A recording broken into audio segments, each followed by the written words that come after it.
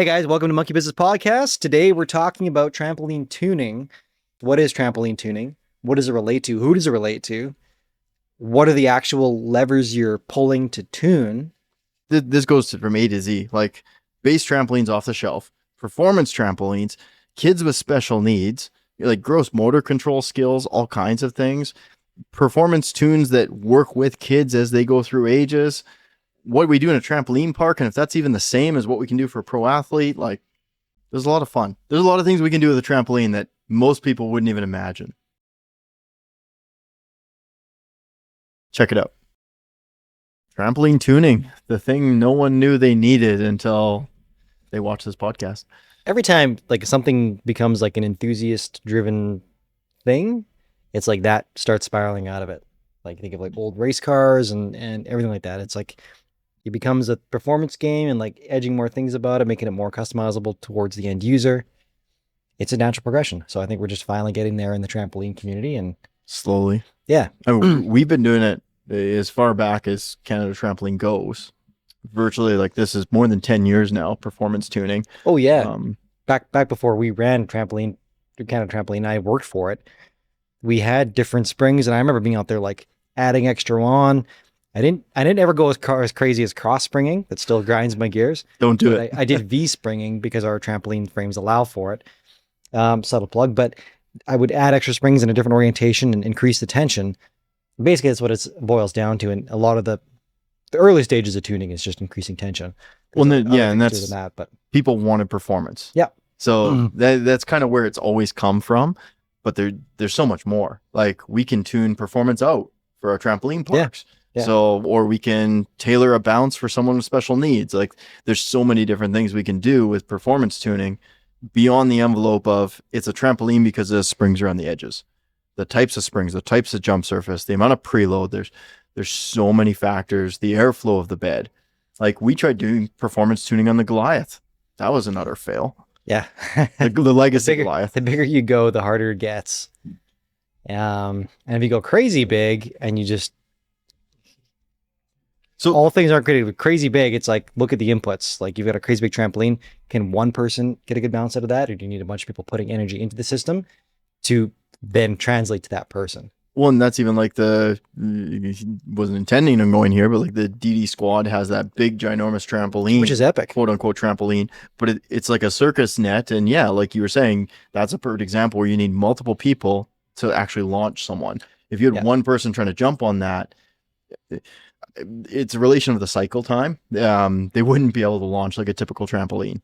Yeah. So, but then going back to the Goliath, that's also a perfect example. We tried doing performance tuning with the black poly bed.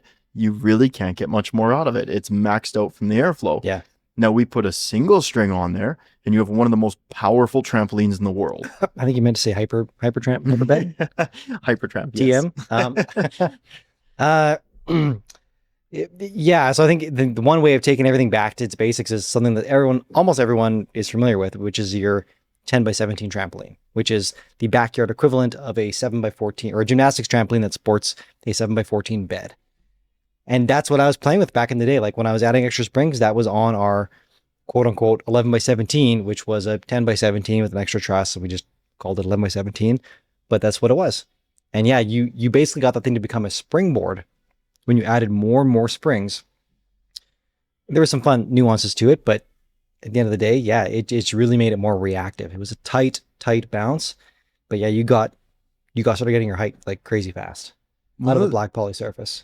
I'm trying to remember now. We did a trampoline for a dairy farmer. Yeah. What was his kid? 300 pounds or something? He wanted a mini Goliath. Yeah, either 275, 325, somewhere in there. I can't even remember what we did for him. But that was a custom tailored solution. Yeah, that was a mini Goliath, which was like instead of the 15 by 24 or 16 by 24, it was a 20 foot long. And it's an octagon stretched out. I think we used our softer coil springs, our wider coil springs, which are softer. And we just spaced them out accordingly. The problem with the Goliath is just it's so many springs on it, coupled with the huge surface. You get that drag. Yeah. Yeah, it just sucks away your performance. You need to be 500 pounds. So you're like Andre the Giant. That'd be a trampoline for Andre the Giant. But yeah, for him, apparently we got great feedback from it. So, but it it didn't pass that imaginary line. Somewhere between that 20 foot and the 24 foot, that's where the average person can't get that bounce anymore. There's just too much resistance Yeah. for the weight. Yeah. So So there's so much we can do. So like performance is the big draw, and that's where we see the community crossing their springs or the V spring, all that stuff that we wouldn't really recommend, but it's all coming from the basis of performance tuning. They're trying to get more performance out of their trampoline. And there's a lot of levers you can pull. Without getting too far into it, I don't know any trade secret sauce we want to give out here. Shape is a big one. And that's one that's widely known in the industry. You want a rectangular trampoline. There's more you can do with it. At the simplest level, it lets you pinpoint the pressure on your certain springs. So you're not getting the whole system moving. Less air restriction, less drag. There's a bunch of things you want, but the rectangular trampoline is where you're going to find your sweet spot. Yeah, at least that's where the common denominator has boiled down to in the last 50 years or thereabouts. Not a square, not a round. Yeah. Those are, yeah. Square you can trick into being a rectangular, which is what we've kind of realized. We've tuned squares to behave like rectangulars. I don't know if we want to give out that secret. We've gotten, so we're pretty proud of our square trampoline. But anyways, we've done some work. Anyways. Well, and that again stemmed from consumer demand for our parks. Like we have guys that love these 14 by 14 super tramps, so 2-string trampoline, 14 foot by 14 foot jump surface. And they love them for freestyle. And it's almost the expectation that if it's freestyle, you have a square trampoline. Yeah. But I remember having this discussion with Tanner Brongart when we did his 10 by 12 going, we don't want to give you a square. And he actually wanted a 7 by 14 as well. So that one was a bit of a sweet spot. He has a Ross 7 by 14 in his gym. That's true. Yeah. But it's there's so many, we find this, we were talking with some guys, you were talking with some guys like the last couple of days here. There's so much ingrained, just, I don't, like for lack of a better term, ignorance. It's kind of a little bit mean, but there's so much ingrained thinking like, oh, this guy did it, or this is the way it's supposed to be because why? Because that's what you're used to. That's what you've grown up with. Sorry, it's actually pretty embarrassing how little technology and thought has gone into this industry in the last 50 years. We found the same thing with crash pads. Yeah. There's a couple key breakthroughs along the way, but there's a lot of stuff that just, they did it because the next guy did it, and the next guy maybe had a little more knack for business, and they copied that and put some other spin on it and kept going with it. And maybe they just were more successful because they were better businessmen, but not because they had a better product or because they actually thought it through at a technical level of what the end user needs. So, which can be more than performance. Like to start going down to the caveats, we can tune the sweet spot. And anyone can tune the sweet spot. Yeah. So on a typical trampoline, you're going to get like a round trampoline. You get a pinpoint sweet spot right in the middle, which sucks. You jump anywhere else on that trampoline, it's meh. You start leaning in, you're not sure-footed. Rectangular trampoline, you're starting to get a mini rectangle in the middle of your rectangular trampoline. That's your sweet spot, which is great. What you want to try and do is enlarge that sweet spot and give yourself the maximum possible area you can use it, especially in something like freestyle. So that's where, like with Tanner Brongart's 10 by 12, it was beneficial to get that trampoline a little bit wider, give him more room for freestyle sports, even though that one he's using to launch into a body of water. So, which we can go down so many rabbit holes. Like we've tuned trampolines for launching. If you want someone to stay on the trampoline, you can tune it a certain way. If you want someone to be able to jump off of one side of the trampoline, you can tune it a certain way. Yeah. So like there's a lot of considerations for what you need in the end result. Yeah, some trampolines will, when you get to the end, are going to put you back towards the center. But if you're jumping into an airbag or trying to dismount into something, that's the last thing you want, is to get pitched back towards the center. So, well, and the same reason we have these 14 by 14 super trampolines in our trampoline parks, and people go, "Hey, why are you letting these 4 and 6-year-old kids on these super trampolines? They're so dangerous." Well, no. When the primary risk is the youth falling off the trampoline or getting double bounced, well, you limit to one at a time and use a self-centering large trampoline that's virtually impossible for them to fall off of. And now you also have a lower surface tension, so if they do fall on their arm, they're less likely to get injured. So yes. Sorry, it's actually the most expensive trampoline in the building, but it's also one of the safest. Even though it's the most crazy, or one of the most crazy. Yeah, that was one I was going to bring up here, but you touched on it already. And this is a comment that we were talking about tuning for different applications, trampoline parks included, the type of springs they use, the type of bounce they get. It's like the polar opposite of what you'd see on a 14 by 14. I shouldn't say 14 by 14 either. It's a bit of a misnomer, but like a big square performance freestyle trampoline. We're using like some of our softest springs on those in certain areas, and it's going to, surface tension. When you land, it's going to be the most forgiving. So sure, that's a trampoline. It's the most surface area in the first place to try something, to learn and train and develop new skills, try new tricks. If you mess up, do you want to land on a springboard, or do you want to land on a pillow? Yeah. You know, it's not a pillow, but it's on the spectrum towards it. So yeah, and it's noticeably different, like huge difference to these. Yeah, and that's a deceleration element that's going to keep you from breaking or draining something. So yeah. So yeah, a lot of parks and insurance companies shy away from the super tramps, but it's like if they're used properly.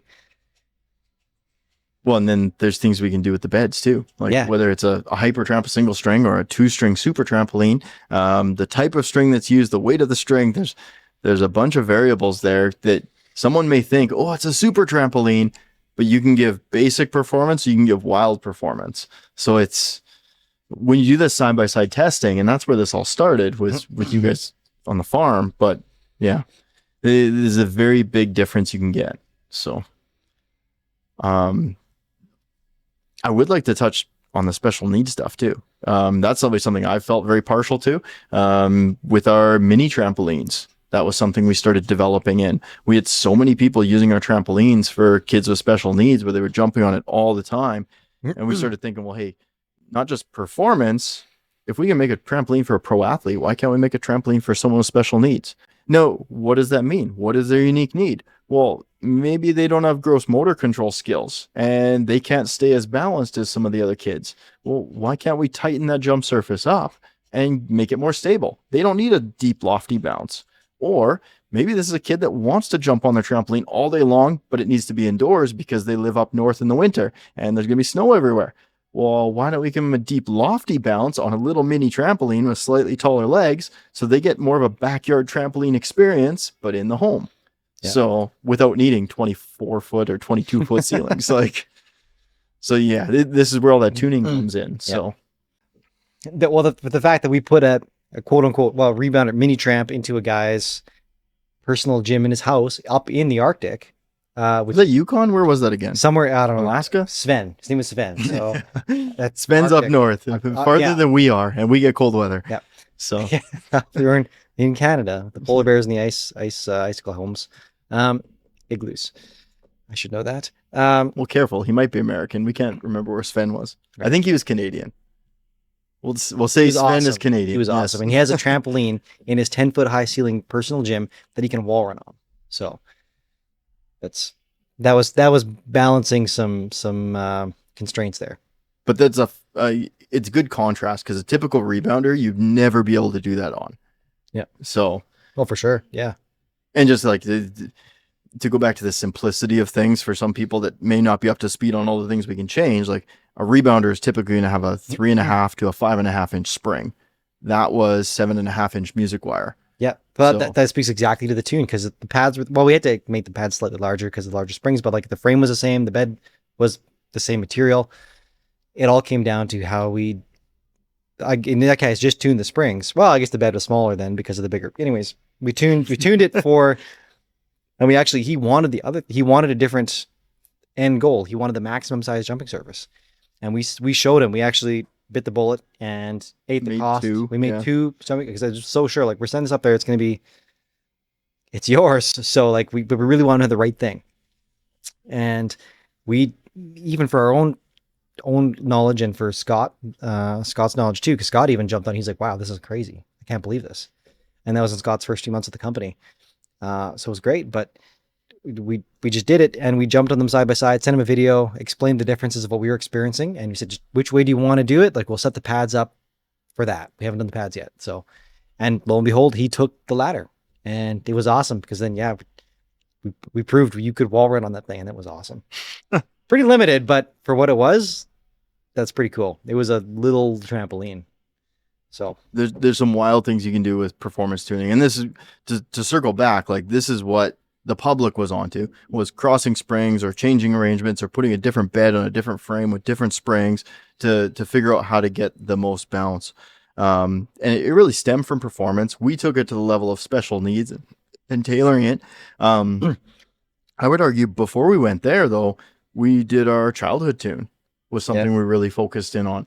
And that's something that, again, I was very, I don't know, I personally really cared about with my own kids, because it's like, how do you get these kids bouncing better and not fighting against the trampoline? Yeah. And that's the problem with the typical big box store trampoline that's not tuned, is that trampoline is designed to work for a 300-pound adult or and I'm not pointing at you on this one.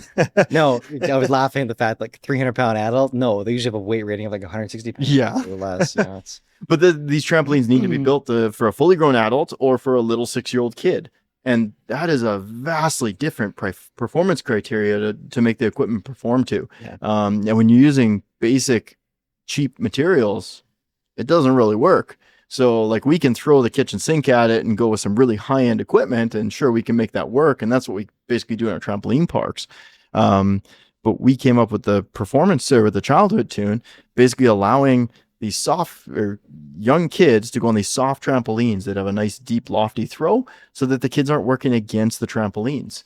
And we slow those performance springs down that we end up putting on them with a low performance jump bed. So it's a bit of a combination of the two: high performance springs, low performance jump bed, knowing that these 6-year-old kids 10 years down the road, they're going to want wicked performance. They may be pro skiers or snowboarders or gymnastics users, whatever it may be. Yeah, at the very least, they've had a trampoline for 10 years, so they're not foreign to it. Yeah, they want more performance. Well, your trampoline jump surface is probably going to last about 10 years. Now, sure, you can stretch it to 15 or 20 with a bit of maintenance, but if you're willing to replace a jump surface for $500 or $600 or $700 after 10 years, high performance, high airflow tramp pulley jump surface gets put on that. You unlock the performance of the high performance, deep, lofty springs, and now you got wicked performance for this trampoline. You breathe new life into it, and it's built for a generation of kids to play on. So that coincides nicely with a bunch of people that call in saying, hey, I've got a 6-year-old kid. You want soft springs? We can get you those. In 10 years, call us back. We'll open up the performance of it. Or maybe it's 4 years if the kids get competitive. So there's different options you can do, and especially when you know to pull those levers. So I don't know, I love the childhood tune. I'm not on the phones as much when people call in looking for a trampoline, but I honestly push a lot of people to childhood tune. Or performance. You can tune performance tune a couple different ways too. The trouble is, performance tune is going to cost people more money. So our difference between our childhood tune and our performance tune is the quality of materials. We use a higher end spring, basically a commercial grade spring in our performance tune. So you pay more up front, but the springs are going to outlast anything else on the trampoline. So performance is our most popular from being in the office and hearing Scott the next door over. Performance is the most common thing he sells. Secondary is probably crazy tune. And then probably classic, and then probably child. Child is probably the least common. So you touched on crazy tune. That is something no one else does that I think is wicked amazing. So I don't know if you want to speak to that one, or I'm also happy to, but yeah. It's your standard trampoline experience, like that you're used to, dialed up to 13 type thing. So it's not just a higher flow surface or like bigger springs, or there's more to it than that. We've literally thought about it and tweaked everything we can tweak and pulled every lever we can pull to maximize the performance you're going to get out of a trampoline that still relies on a trampoline based surface. So the next step literally is a two-string surface, and then a hyper tramp single string surface. So that's your progression. Well, this one really came up because we have so many clientele that were former gymnasts. And like, they were a gymnast when they were 14, 15 years old. Now they're in their mid 30s. They've got a successful career. They've got kids. They don't want a crappy trampoline. They know what it's like to jump on a good one. Yeah. So they come to us going, hey, I want a 2-string. No, you don't. As soon as we tell them, you got to keep that thing covered. You got to paint it on a regular basis. You got to maintain it all the time. It's like, maybe I don't want a 2-string. We got the crazy tune, which is about as close as we can get to performance level of a 2-string, but with the ease of maintenance of our high airflow tramp pulley. Yep. Which is no easy feat. Like these are micro adjustments we've made to get this thing dialed in. Like the bed itself looks like no other bed on the market. Like it also started coming about with some of this off-axis stuff. Because you can't just make an off-axis trampoline without starting to lose performance when you're getting that big. And we really had to start dialing it in for some of these skiers and snowboarders. But no, there's a lot you can do beyond springs, beyond tramp pulley. Like there's so many levers we can adjust and that need to be adjusted to give the right performance, the right feel. Whether you want a forward projecting moment, whether you want self-centering, whether you want deep lofty, whether you want tight and snappy, whether you want a stable surface that's almost like walking around on a sprung floor. It depends on the use. And the exact same thing for one person could be totally different for another, but look very similar. That's the problem. Is people are like, they compare technical apples to apples, and they're not the same. So one company's 10-inch springs are not going to be the same as another company's 10-inch springs, because it can be even different in wire. So to focus on those objective things are probably wrong. It's a systems approach. Yeah. It all works together. Yeah. So anyway, we can also see some of these qualities, like without naming names, there's some manufacturers out there we've seen under the hood and it's like, are you kidding me? Like you start seeing details of their spring construction and stuff. And it's like, they don't have a clue. And these are not $3,000 or $4,000 trampolines. Like these are very high-end trampolines. And they're still very successful companies. But it's like what I said a long time ago. It's like, are these companies successful and prevalent now and widely referenced because they're right, or because they were just right enough at the right time to garner that public opinion? Yeah. Right. So marketing is lies. At least a lot of it is. Yeah. It's positioning. And yeah. I mean, that's why our side-by-side testing has been invaluable. And it's amazing when Scott gets people down to our shop and is able to give a factory tour and let people jump on the side-by-side performance tool or tunes. So like you have the quad set up in the back, and yeah. Yeah, the Quattro, the 4 10x17 set up side by side with each one of our standard tunes. Again, we can dial things in further outside of that, but for our poly surfaces, our standard Apex line of trampolines, we have our classic, our childhood, our performance, and our crazy. Side by side, same frame, same pads, all that's the same. All we're playing with is the surface and the springs and the materials used in those two elements. And it's unreal. It's so cool to actually have people come on them, and even people that understand trampolines. I had a buddy that I went to school with, and he came out with his kids and he came to try it out, and he couldn't believe it. The difference. Well, and that's without a big box. I still want to get a big box store trampoline set up beside it. Yeah. Because I guess we did buy that one mistakenly. We thought we were buying a good old round. Did we throw that out? I think it's gone. Ooh. I didn't see it. I might have told them we could throw that out. It's probably gone. Well, at least it was only $50. Yeah, that's about right. And 2 hours of Rangers time. But yeah, no, it's wild the difference it makes. So hopefully doing some more side-by-side testing for people, and we can do some videos for them. Okay. We need more indoor testing. Winter's coming. I want to talk about the string base, the woven testing we're talking. If we can't talk about, we're not going into the string beds. There's some wild stuff going on with string beds. Okay, Super Tramp, Hyper Tramp, like what you know is not what you've experienced so far is not where it ends. So we found some new ways to experiment with that and dial it in more, tune it as well. Yeah. You can tune gymnastics beds. I think we all have a lot of respect for Dave with Rebound Products and what he's done over the years. And for sure, he's pioneered it. Yeah. But we're going to challenge that in the name of friendly Canadian competition. Yeah. So I'm still trying. I've been bugging Ryan. I tell Dave and Ryan, fly out. We'll show you the shop. Like, we'll get him. We'll convince him.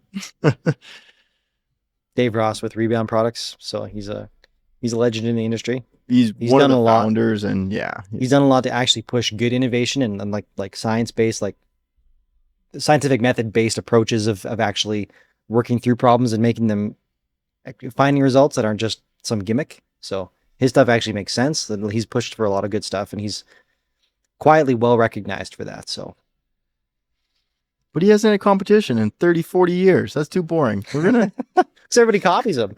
He's been too far ahead of everybody. Yeah. So. It's a little fun to poke the bear sometimes. He's well respected. Yeah. We've learned a lot from him as well. So, but we don't like to copy. We like to learn and understand and tweak and micro adjust. And Yeah. Sorry to shove So- words in your mouth, but That's fine. We're generally on the same page, generally. Okay, we could talk a little bit about like trampoline park tuning versus like how are trampolines, as lots of people have now had experience at trampoline parks. What are the trampolines tuned like in a trampoline park versus a big box store versus something you get from us or another high-end manufacturer or a gymnastics trampoline? This is a can of worms because like there's our parks and there's our parks are one thing. What we build for other people is another thing. And what we see in the industry is a whole nother thing altogether. And could go to either extreme as well. We came at the whole problem differently. I have a kind of a tangent way of explaining this. It's if you're familiar with side by sides, which probably most of you are. Think of Kubota versus Polaris. Okay, Polaris came from side by sides. They kind of invented side by sides. They came from snowmobiles. They had the clutch and the belt driven systems, the CVT clutches, and that's how they approached the side by side. Kubota approached, they had tractors, they had hydrostatic tractors, and that's how they approached the side by side. So they've come to the same thing, but from very different places, and therefore they function very differently. So it's cool how to get there. I got a better analogy. We'll use side by sides. Polaris, a well-known, respected North American brand, or Arctic Cat, or any of the other. No, they're done. Okay, one of those compared to one of these cheap offshore Chinese side by sides that are getting dumped in the market. So that's kind of what we're seeing even in the trampoline park market. And we're seeing guys bring over these imported trampoline parks and they'll run like a 7-inch spring. And then we'll get people calling us up going, hey, yeah, we need a 7-inch spring. It's like, True story. Well, we had this call last week. There's a reason they're going through springs like crazy, and they're a low quality spring that's not designed to handle the travel. And it's a very tough, jarring bounce. So we'll sell them a 7.5-inch music wire spring, a high performance spring. And they go, wow, this thing's amazing, but it's very expensive. It's like, well, you need a music wire spring to hold up to that abuse. And it gives you a way better bounce, way more longevity, but you don't have to manage it in the future. So that's something we deal with. So like our parks are all our 9-inch music wire. They're same thing offered in our performance tune in a large part without getting into the details. But it's a commercial grade 9-inch spring. Extremely good travel, extremely good durability. And it's a wicked awesome spring. Not cheap, wicked awesome spring. We've had springs over 10 years now. They're still in use in a commercial market in a very, very busy trampoline park. And then all the other parks that we're building for other people are generally 8.5-inch non-music wire steel. Which, that's the best case scenario. Yeah. Those are at least decent. They're not nearly as good a performance, but at least they'll hold up for a few years. They have more active coils. Yeah. But then you also have more steel involved and they're more expensive. 8.5 is bigger be pads, which pads are expensive. Yeah. And yeah. An 8.5-inch spring is probably 25% more expensive than a 7-inch spring, which maths out because once you subtract the hooks, you've got a 5.5-inch spring versus a 6.5, 5 versus a 6.5-inch spring. So it's it's you have a lot more coils that are taking that load and expanding and contracting and absorbing and dissipating that energy. So we can get really good performance in a trampoline park, or we can get really boring performance in a trampoline park. Usually it boils down to cost, but that's a double-edged sword. So with more performance comes maybe more. You think maybe more danger, more liability, but it's a mixed bag because you have, at least the way we do our springs is they're softer as well. Like we were talking earlier, you have that lower surface tension, so you're less likely to. So your deceleration is going to be longer. Therefore, you're going to be less likely to sustain a harder injury upon impact. So yes, we're giving you the individual uses more ability, more energy, but we're also making it safer for them to land.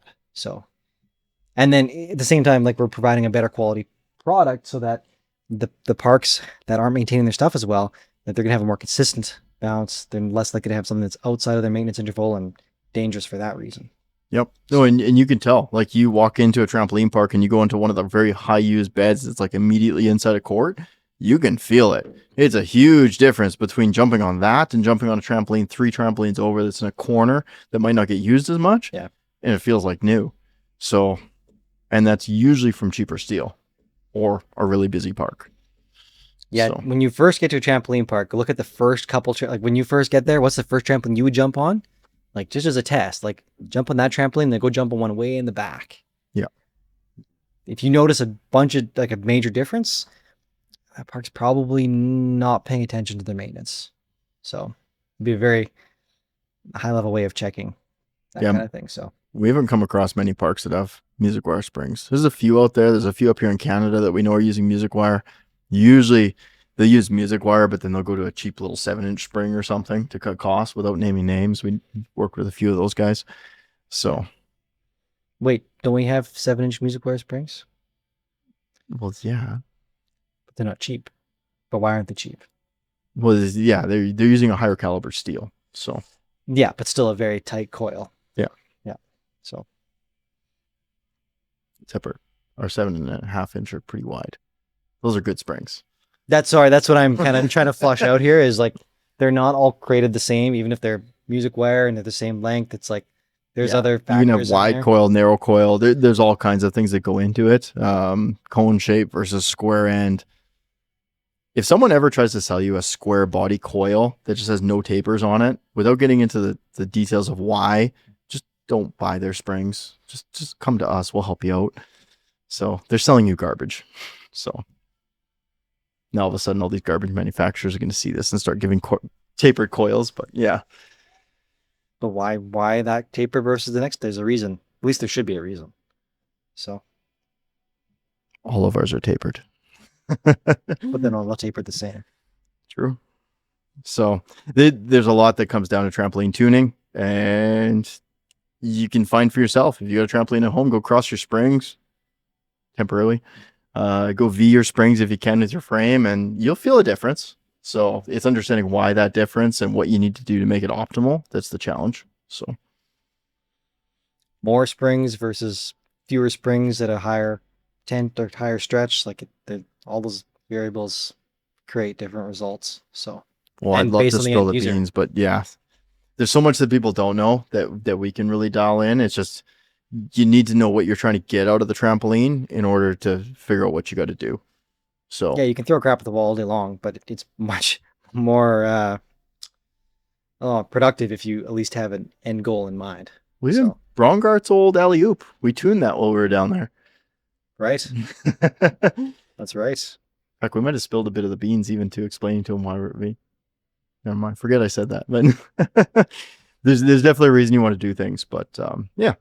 Well, another big part of tuning too is, well, we talked about the frame being set, and you're only playing with your springs and your surface, but the size is honestly a big part of the end user's result as well and experience. So Size and shape. we're just talking about that, like for running the wall, we've done run the wall since 2013.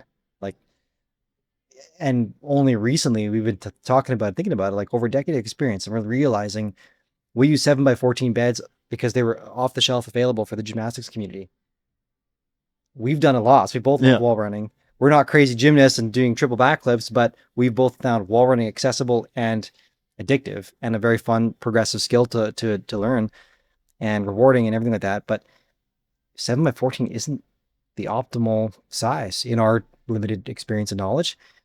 And we've put some thought behind it. We think we have a good answer for what is for the wall running community. And we've got our 4th bed off the loom today of that size. So we got a new system in our mountain park. I thought we weren't spilling the beans on some of this. So we're not talking about the way we're tuning them. We're just talking about the size. So this is one element of one of the levers. This has been literally us for the past 3 months now. Like way too much time has been spent on this. But yes, there's so much. How many have we sold? Yeah. Oh man. 3 to ourselves. We're just telling ourselves the government's paying for this in shred credits and research and development tax credits. Yeah. We're just getting some of our taxes back. But you can definitely get down a rabbit hole in trampoline tuning and all the different things you can change. So it's awesome. Right down to the individual strings. It's awesome. Yeah, wow. Without getting there, we're not going there. There's a lot you can do with trampoline tuning, and we're happy to help people. So what type of strings are we using, Luke? Let's say drop a like, ask in the comments. I don't know, maybe privately comment. Direct message is a lot better. I don't know, we might be willing to share a bit. If you have a fun project, we'll help you out. Yeah. Like a bunk bed trampoline. for another episode. Yeah, Luce is not allowed to help more custom projects, but we'll do more custom projects. Yes. There's always something. There's always something to do. We'll save that spot for Mr. Beast. Okay, that's shooting far. That's shooting far. Is it? We'll see. Okay, we should end this here before we get in trouble.